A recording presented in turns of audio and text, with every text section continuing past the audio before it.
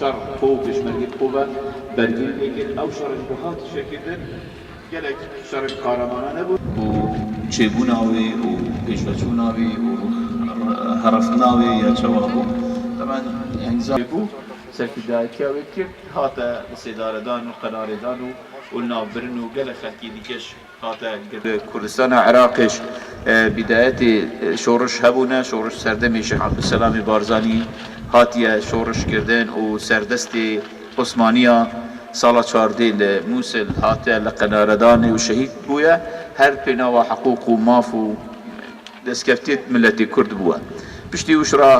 عەلەمی کوردستانێک و وەختی خۆت چوارچرا لەمەها ناهێوی بکەوە و دەستی خۆ دەگیرە و دەبە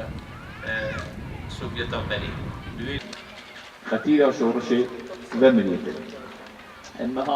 کوردستانش لە مەهاباتێ طبعا لە باکوورژی شۆڕش هەبوونە و